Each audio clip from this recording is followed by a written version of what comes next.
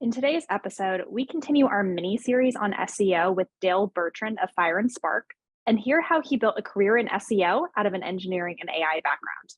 We discuss taking a conversion focused approach to SEO content to meet your audience where they're at in their buyer's journey and drive conversion, sale, and revenue for your business. We also discuss how, even as all the technology we use changes, the fundamentals of marketing, SEO, and creating targeted content for your audience stay the same. Let's get started. Welcome to Content Marketing Engineered, your source for building trust and generating demand with technical content. Hi, and welcome to another episode of Content Marketing Engineered. I'm here today with Dale Bertrand, president of Fire&Spark, an SEO company focused on conversion-focused SEO content and authority authority-first SEO. So we'll get into what that entails and why that's so successful as we start talking to Dale. True actually worked with Dale and his team last year on an internal SEO audit and roadmap. So we've got firsthand experience as to how this process works. And I will be alluding to that as we chat today. So Dale, before we dig into your approach on SEO and how technical companies can use a similar approach, I want to hear a little bit more about your background. What led you to SEO in the first place? Well, I'm happy to tell you a little more about my background, but first, thank you for having me because I love talking about SEO, especially for technical companies, which is a part of my background. So I studied engineering undergrad, so I was working as an engineer in a manufacturing environment for a while right out of school, then moved over to computer engineering, where I was working on a supercomputer for the NSA, so the US government, which is a great story to tell over a beer, if anybody wants to hear it. And then from there, I went back to school, studied AI in grad school. When I got out of grad school, I wanted to do marketing. And when I was working as an independent marketing consultant, like digital marketing consultant, everybody was asking me to do SEO because I had worked on some similar technologies when I was in grad school, and then that just turned into Fire&Spark. We're an SEO agency. We focus on SEO and content for SEO, and that's where we are today. Great. Yeah, I think your engineering background made it very easy for you to understand who True is and who our clients are, but also for us to kind of pick up and have a conversation. We're coming from similar background areas and similar experiences. So that's great. Yeah, for sure. So when I kind of briefly mentioned that authority first SEO, but I guess tell me a little bit more about how your methodology evolved and what it entails. Just how are you approaching SEO and where are you seeing the most success, especially thinking about some of these more technical companies? Yeah, so I'll talk just briefly about the old days. So in the old days, when I started doing SEO, like that was back when I was in school. So we were optimizing for like Lycos and Alta Vista and the Yahoo directory. So that makes me a dinosaur. Back then, you could put keywords in the meta keywords tag and you would get ranked for the keywords that you put in there. So it was a long time ago. But really, SEO is developed initially as a technical discipline. So if you do the right technical things on your website, you will be rewarded with rankings and traffic. And that is just what is not true anymore. And I think what gets me going is SEO agencies that are still selling SEO, like the technical audit and a checklist of technical things to fix. And sure, they're incorrect and sure, you can fix them. But the idea that that's going to lead to traffic and sales and revenue that actually grows your business is just simply not true. So what we're focused on is content and authority. On the content side, it's conversion focused SEO content.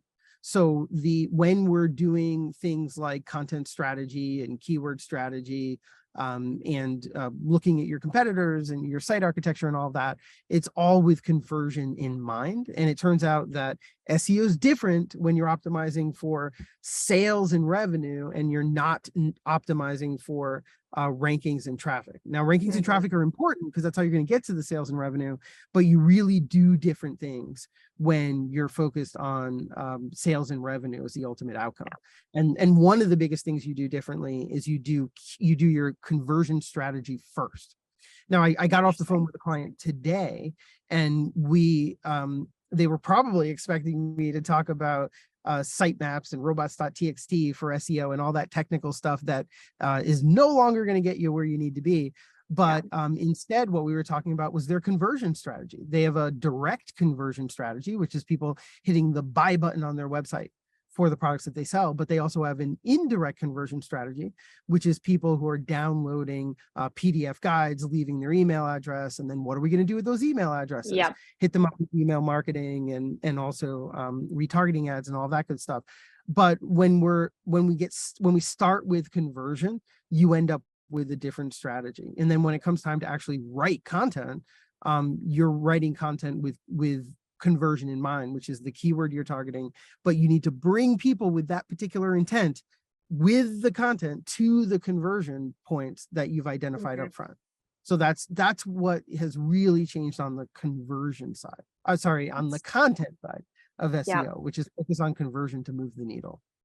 And that's such an interesting perspective to take, because you're right. A lot of people are not leading with conversion, even though that's realistically what our clients care about. What most people care about is lead generation, form submissions, at least for us. And then of course, in other industries, it might be that purchase. So yeah, and it requires a different skill set when you're thinking about conversion. So typically the SEO skill set is technical, rankings. Yeah. And sure, but if that doesn't lead to conversion, who cares? So different skill set around content development, content marketing, marketing messaging, building out the calls to action. And then also our skill set around coordinating SEO with your efforts on other channels, which is huge, especially for like high consideration sales. And then PR, like a PR skill set to get the word out and prove to Google that you've got endorsements from influential like individuals and organizations in your space. Like all of that matters, and it's not traditional SEO. No, it's not traditional SEO. It's a lot more comprehensive, and it feels much more logical, because it's not sitting kind of in a silo over to the side of, great, we wrote our content, now let's go through with the SEO eye, or let's, like you said, kind of architect the site to make sure Google's finding it. It's much more organic, sitting in with all of your efforts. Yeah, that's really interesting. So you've mentioned a couple things, but it seems overall like this method of SEO and kind of how you're approaching it with that conversion lens and with building authority is a lot more ingrained in kind of your overall marketing efforts. And it feels like it sits a lot better with things like messaging and really like honing in on who your company is, who you're serving, what your audience cares about. And then now we're creating content for that. Do you agree with that? I guess, how does messaging 100%. Yeah, 100%. So Google's search engine is AI based nowadays compared to the rules-based search engine back in the day when they first started. And when you're optimizing for a rules-based search engine, what's important is to understand the rules. And we call those SEO best practices. And if you're doing the SEO best practices, you get rankings. That world no longer exists. Nowadays, Google is AI-based. So there are no rules to really understand. Even the Google engineers don't understand what the rules are. The algorithm is really generating them based on its training. So what's important for us is to understand how the algorithm is trained to achieve the outcomes that Google wants, which is helping your customers to find the information that they need to make a purchase decision. So in order to get there, you have to understand the questions that your customers are asking, and then also the information that your customers need, because Google knows, like Google's AI algorithm, like they know the intent behind your customers' searches, and they know what content is most accurate and trustworthy and authoritative online to send them to. So you need to do the work of talking to customers. Maybe as a marketer, you're talking to salespeople that have access to customers, or maybe you're looking at the internal, website search box for internal search on your website to figure out what people are searching for, to identify what that information is that your customers need. But you need to figure that out. I call it customer intimacy. Like the more you know about your customers, the better you're going to be able to generate content, and it'll be the content that Google is looking for to serve your customers, and that's how you're going to get traffic. Now, if you can align that content also with your conversion points, so that so that your conversion points are also satisfying the intent and the information that your customers need. That's how you're going to get conversions. And then the last piece I'll say is that you want to make sure that you have that content and conversion points for multiple stages of the buyer's journey. So if they have a problem but they don't really know what the solutions are, they're looking for information, very early stages of the buyer's journey, you would give them that information. And then the conversion point might be to download some more information. I'm trying to think of something in the manufacturing space. I worked in electronics manufacturing, so it would be something like a data sheet or a footprint that they could use in their design. It's very early on in the process.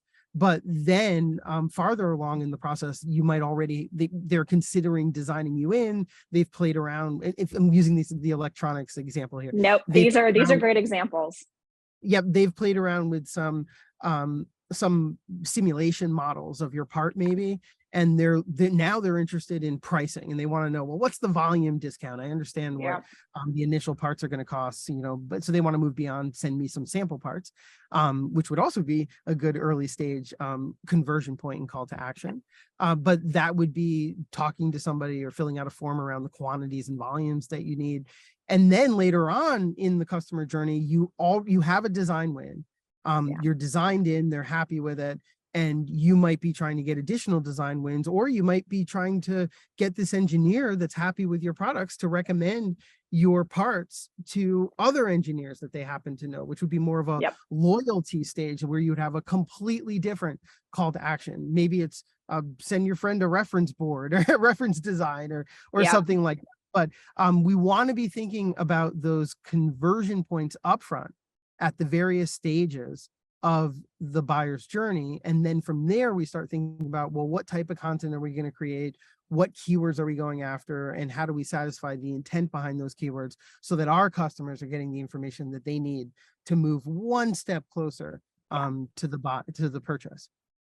It's such a logical way of thinking about it. And it aligns so well with a lot of kind of our process of doing strategy front to back, thinking through your audience, thinking through that buyer's journey and answering questions along the way and kind of anticipating your audience's needs. And I really love how that dovetails in your approach with now how do we kind of translate that for search. So you've mentioned a couple different pieces of what you're looking at, but just thinking about kicking off with somebody new, working on SEO for a new company, you mentioned a couple different areas that overlap. So you kind of mentioned those customer interviews or getting that customer input. You also mentioned competitive research. So when you're looking at competitors, what are some of those specific areas that you're comparing, and what takeaways are you looking for to kind of understand the competitive landscape and the space that somebody is sitting in? Yeah, well, when we're looking at competitors, we want to understand what content they are providing to our customers. The pitfall that you could run into when you're looking at competitors is it's not always an apples to apples comparison. And if you really think about it and you understand the differences between the different products that you offer or services, and then also the fact that some competitors offer multiple products that might be completely irrelevant to what you offer, it's often really hard to find an apples to apples comparison with a competitor. To the extent that we can do that, it'll help us understand what information they're providing. It'll give us ideas for conversion points to move people farther along in the funnel. It'll help us to build the customer journey so that we have a detailed customer journey, and we can start to think of the types of keywords, which is really search intents, that customers are looking for, the type of content we could create, and the conversion points that we should be looking at. But then there's also authority. And on the authority side for SEO, when we're looking at competitors, we want to understand why is Google giving this competitor authority in rankings? So what are they authoritative for, which could be our product area or something adjacent or something unrelated. And then how are they getting it? And typically the way they're getting it is they've associated their brand with influential individuals and organizations in their space. And if they're an apples to apples comparison competitor, then those are folks that we would want to associate our brand with. to basically build our authority with Google. Yeah, one thing I really liked walking through the competitors, you're right. There's definitely areas where there's overlap, but it was kind of nice to see getting a third party's view on the landscape, because we come in with a lot of biases around our own companies. And it was nice to kind of see holistically how other companies similar to us, which you're right, they're not exactly apples to apples, but where they're targeting and where they're ranking, to kind of uncover, oh, this is an entire area that we have kind of been avoiding. We didn't think it was a fit, but we do have, we do see a substantial amount of overlap with the competitors. So I feel like there were a lot of ideas sparked just by seeing that. And it felt, I always do this when we look at websites of like, what are other people in the space doing? Because it's also a little bit of like, what does your audience expect to see? If you see it paralleled on 4 other sites, they probably expect to see that. It seems like that's kind of a common answer that a website is addressing. And it feels like some of this SEO content is the same way. It's if 4 other competitors are addressing a topic in a similar way, that might be what your audience expects to see, and it might be what Google expects to see. Well, yeah, 100%. So when you're talking about what your audience expects to see, you have to give them what they're looking for. Yeah. And then introduce them. It's kind of like give them what they want and then introduce them to what they need. But when we're doing search marketing, just by definition, if they're not searching for X, we're not going to, like, Google's not going to send traffic to our page if it's about X. Right. So there's definitely a subtle art to satisfying people's query and then pivoting to what they need.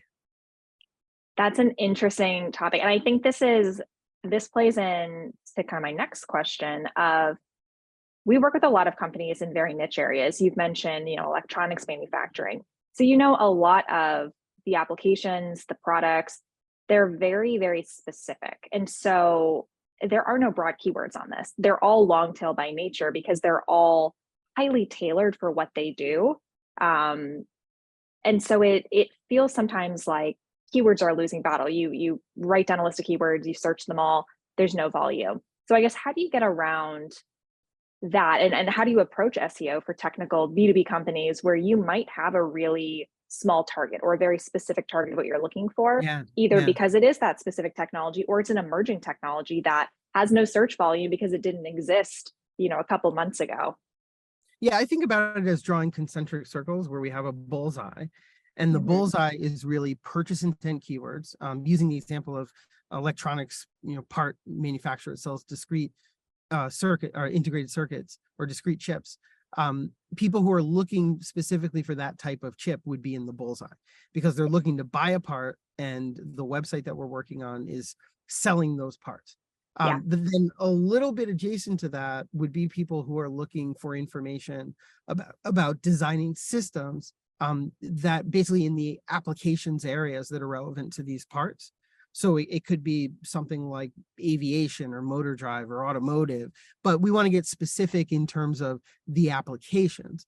Like maybe it's a low battery or low power applications or mobile applications. We want to get as specific as we can because there will be people, in this case, it's a B2B sale to engineers who are searching for information about how to solve very specific problems in the systems that they're building. And then of course you got to understand what those problems are. And there will be engineers you can talk to. There'll be salespeople, applications engineers in-house that you can talk to for those specific to uncover those specific problems. So that's the concentric circle, one step outside of the bullseye. But then from there, you get into adjacent but relevant spaces, like things like low power design. Or things like that, and we might have a part that's specifically designed for low power applications, and then we can also talk about that. So we would have to give engineers, using this example, we would give them information that they're looking for around designing low power systems, but then we would introduce them to our part and how it solves that problem, and that would be going even farther afield. But we do want to make sure that we own the bullseye, because that's going to be basically the highest converting traffic. That makes sense. How important is the keyword research in that example? Because you're speaking a lot of, basically our language of topics and answering queries and figuring out like what are they searching for, and then how does that translate into what they actually need.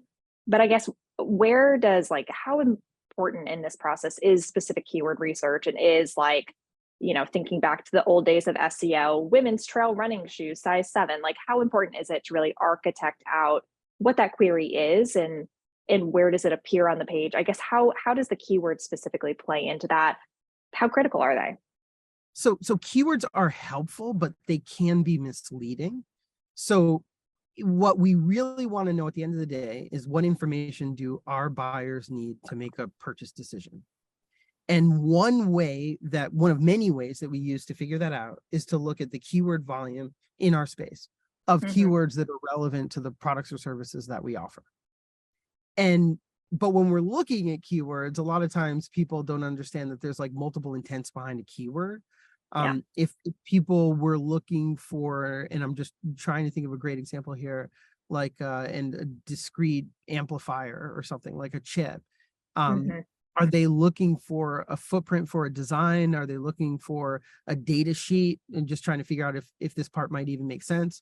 Are they in, like, if they decided they're going to use an amplifier in this application, or they might use another type of part to solve this particular problem in their system. So when we're looking at keywords, they will give us ideas for the information that we think our customers might need, but it's not complete.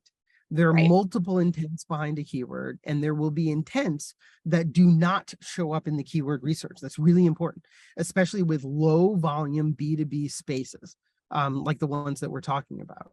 So for the intents that don't show up in the keyword research, we find those by looking at but basically reading what's been published in the space. So we might have subject matter experts in-house that have written content that will help us understand some of the intents. We can talk to application engineers in-house. We can talk directly to our customers. But the goal isn't to discover keywords, because that's incomplete information. The goal is to understand what's the intent behind the searches for information that our customers are doing online. Because if we can understand what the intent is, what information they need, we can put that information on our website, and Google's AI search engine will find it because it knows the intent behind those searches. That's interesting. So how have you seen, as the search landscape has changed, as updates are happening and Google's really prioritizing authority, how has that impacted kind of the thought around how do you optimize your content so that Google can find it? Like, are there extra steps we need to be taking, or is it really kind of distilled down into write great content targeted at your audience, and it's going to find the mark? It's a always little been bit art and science. Yeah, it's a little tricky. I know that's a hard question, but yeah, it's always been write great content, but the definition has changed. So this is an area where it really helps to skate to where the puck is going.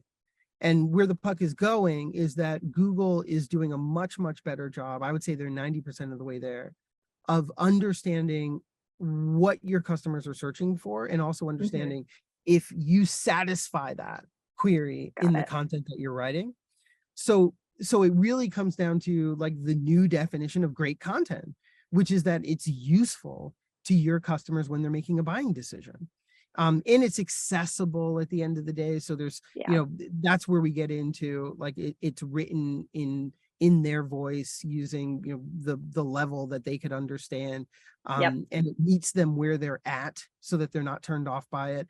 But a great example I can give is that one of the metrics, Google's looking at many metrics related to engagement with your content. So if somebody types in a specific query and they go to your page, do they stay there? Do they bounce off? Do they go right back to Google and click somewhere else? These are engagement metrics. Yeah. And if you're writing useful content that satisfies these queries and gives your customers the information they're looking for, Google will see that in the engagement metrics that it's monitoring. And so that is the new definition of great content. That's great. And that aligns really well. Everyone's talking about Google Analytics 4 right now, and the model shift of making it very engagement and event-based. So that makes sense that would be kind of based on what Google's looking for itself as a search engine. They're, eating their own dog food with their analytics and metrics and showing you how to really see that engagement success.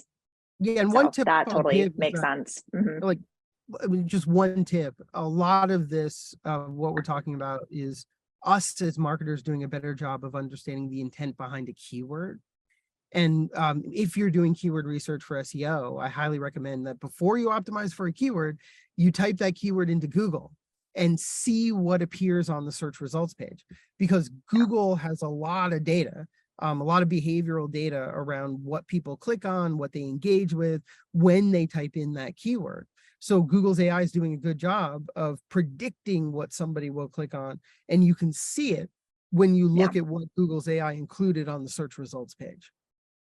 That's a good tip. We've kind of followed that advice ourselves and given something similar, especially when it comes to optimizing and creating new content, but also advertising. It's like, look at what Google is serving up, look at what else is there, because that's what somebody's going to expect to see. Yeah, that Yes, makes absolutely. sense. So I guess any other advice, knowing kind of the challenges that come with writing content for a technical audience, having it be found in search, any other advice that you have for somebody who sits in that space of ensuring that they're kind of writing good content by the new definitions, ensuring that they're following best practices, and also that they're just staying up to date on everything that Google has coming out? Just any overall advice Yeah, or thoughts on that? I would say that, like, one thing I get frustrated with is that marketers are too focused on blog articles. So writing articles can be a great way to answer your customers' questions. So we're not saying, Hmm. totally get rid of them or delete your blog, but there are often more efficient ways to target search intent to deliver that information to your customers in a way that Google could more efficiently crawl and index that content, and your customers can digest it Hmm. better. And because remember, the role of the content is to move people to the next stage of Right. the buying process there. So we look at alternative forms of content, like comparison content or collection pages of products or services on your site, niche buying guides or Hmm. niche collections, or Q&A content, putting Right. purchase intent questions and answers on all of your pages, or Yeah. you could create a new FAQ on your site. So typically, if you have an FAQ related to your products or services, it would be for customer service, answering questions Right. about shipping times, lead times, what it's like to work Yep. with us. You can imagine in an FAQ that's for customer acquisition, that is not about your brand and your products, but it's really answering purchase intent questions that Yep. your customers have when they're making a buying decision. So there's just a lot of opportunity to go beyond blog articles and Right. use your writing resources more efficiently, especially when you Yeah. have conversion in mind, Yeah. because like blogs aren't the best conversion strategy. No, they're not. They tend to be pretty high level. They're kind of that entry point of answering an educational question, but not as much product specific or not as much Yeah. purchase And intent. and Yeah. I want to say one thing quickly is, like, we think about conversion up front, and then we Yeah. also look at the intents and keywords we're going to go after. Then we choose the content types, which are usually not blog articles. Yeah. Then the last thing we do is write the copy, because the Yep. role of the copy for any individual, like, page on your website is to move people from the search intent that we're targeting to the conversion point that we've identified for that piece of content, for that stage of the buyer's journey, for that search intent that we're going after. So that's the role of the copy. That's why we do it last, Yep. after we've had everything in mind. The traditional approach to SEO would be do keyword research, don't pay attention to search intent, and then to write blog articles, because usually the only thing people are writing is blog articles for SEO. And Hmm. then once you've achieved some rankings and some traffic, which could be a trickle in the B2B space, then we start thinking about conversion. Or even worse, every page on the website has the same conversion. Yep. Talk to a salesperson or something like that, which is death to conversion rates and actual lead generation for your SEO content. Yep. No, that's a great point. Well, great. Well, you kind of mentioned a little bit of first of all, your background in AI, but then also the fact that Google is an AI search engine, and we're seeing the, kind of advancement of AI very quickly happening. It's getting smarter, it's getting more useful. I guess, how are you seeing the rise of AI search engines paralleled by kind of that generative AI and just SEO AI? How do you see this space changing, and what impact have you seen so far? It's a big Yeah, topic it's that crazy. has, like I said, it's been growing and changing every 5 minutes, it feels like. Yeah, it feels like everything has changed and nothing has changed at the same time. Yeah. The nothing that has changed is we still need to craft messaging that targets our customers, and then basically aligns with the differentiators of our product and basically our value Hmm. proposition, and get that out there in front of the right people in order to sell product. Like Yeah. that's fundamental. That's always going to be the Yep. case. Now, how we do it could change. When we're looking at Google's AI search engine, it's just getting better at doing what it's always wanted to do, which is Right. to give people the answers that they're searching for, the information that they need, or at least the information that they're searching for. It's just getting a lot better at it. Like it used to be when it was rules based, or before the AI was as good as it is now, where we could put the keywords in the title tags and that's the only thing we had to do. Or back then it was possible to optimize for the search engine. But the search Hmm. engine's so good now that we really do have to optimize for our customers. And then Yep. the other part of your question was really related to the tools that we all have access to. Chat Hmm. GPT is huge. We can generate content. The first draft is no good, but it'll get better. We still Yep. need writer and an editor and all that good stuff, and we still need a human involved in strategy. The tools will get better, but they will never 100% replace humans. Uh, if you think about it, we were promised self-driving cars from the same AI technology. And we were told that by today in 2023, that half of the cars on the road would be self-driving, and it never happened. And the Yep. reason why it didn't happen is because it would require the AI to do 100% of the task. With a lot of marketing tasks like strategy and developing content, there are some use cases where AI can do some of it, and Yeah. that's useful, and that'll help us with productivity and creativity and all that good stuff. But just like self-driving cars, it's a decade away from being able to do all of it, and we still need humans involved for strategy, for human Yeah. inspiration, and for content to tell human stories and identify Yeah. compelling human stories around the products and the services that we're promoting. Yep. So you have to look at these tools because they are going to change the way that we build content and we build strategy and we promote content and we do marketing. Like it's happening whether we like it or not. Yep. But at the same time, hold on to the fundamentals, and as a marketer, make sure that you're always somebody like you want to think of yourself more as a communicator than anything. And these are Hmm. new tools you're using to communicate the proper messaging and value propositions of the products that you represent. But they're not going to replace you. And if you try to do what we call one shot, article generation or something like that, you're going to be vastly disappointed, especially in esoteric technical engineering fields. Forget it. Yep. Like you We've done quite a bit of absolutely. testing, and it's not, it's making stuff up sometimes. It's not following your messaging because it doesn't want to, blatantly rip off other sites. It's wrong, or there's no content on those topics because it's a new technology, and so it doesn't have much to pull from. Yeah, so Yeah, and we've it kind of can seen some of the pitfalls. it can accelerate your productivity for sure. Like I think we're gonna Yeah. have to use it whether we like it or not. Right. And there will be new versions that come out that are trained on very specific fields. Last time I was in Wisconsin for a